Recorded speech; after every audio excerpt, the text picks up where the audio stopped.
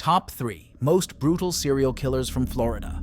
FBI has dubbed Samuel Little as the most prolific serial killer in U.S. history.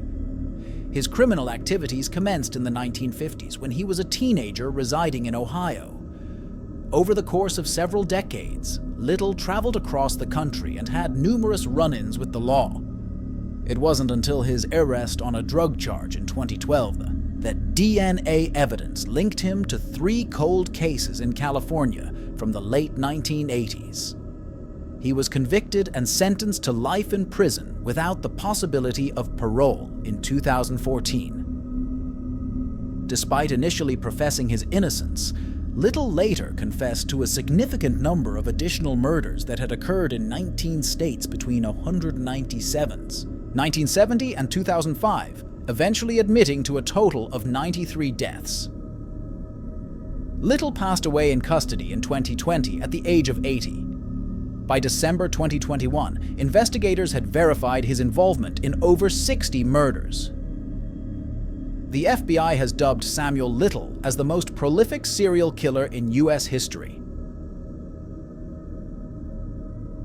Aileen Wuornos, a notorious serial killer, was convicted of murdering 6 men in Florida during the late 1980s and early 1990s. From a young age, she displayed peculiar sexual tendencies before running away from home as a teenager. By the 1980s, Wuornos was working as a sex worker on the highways of Florida, where she eventually began her killing spree in late November 1989. Infamously dubbed the Damsel of Death, she was arrested in January 1991 and confessed to 7 murders. Wuornos received death sentences for the 6 cases brought against her, despite questions about her mental state. She was executed via lethal injection in October 2002 at the age of 46. Her story has been widely covered in documentaries, books, and opera, and the 2003 film Monster, starring Charlize Theron. Most recently, she was portrayed in the 2021 movie Aileen Wuornos, American Boogie Woman. Christine Laverne Slaughter grew up in a unique family dynamic as the youngest child with a 65-year-old father, Thomas, and a 16-year-old mother, Anne, who was still a minor. The family lived below the poverty line, and Christine did not receive adequate early childhood support. As a result, she faced challenges with her mental capacity and also struggled with epilepsy.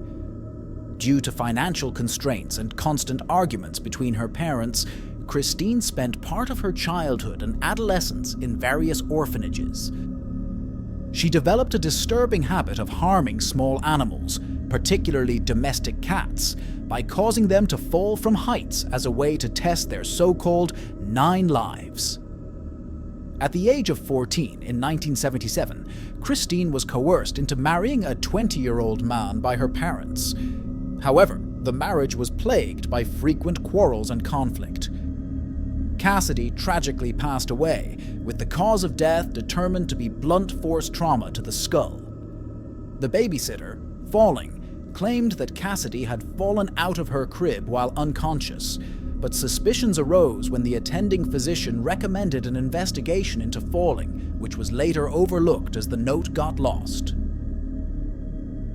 Following Cassidy's death, Falling moved to Lakeland, Florida, where 2 more children, 4-year-old Jeffrey Davis and 2-year-old Joseph Spring, died under her care within months.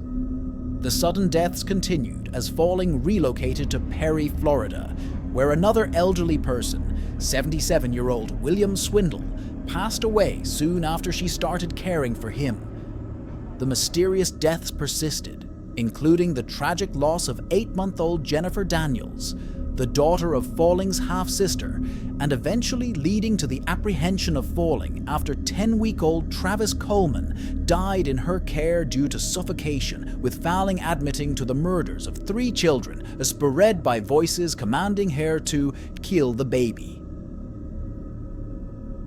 In December 1982, Falling was given a life sentence after confessing to her crimes, which spared her from facing the death penalty.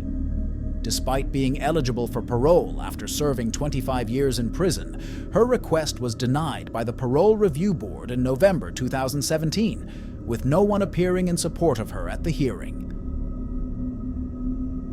Falling is currently incarcerated at the Lowell Correctional Institution in Ocala, Florida, and is slated for another parole hearing in 2024.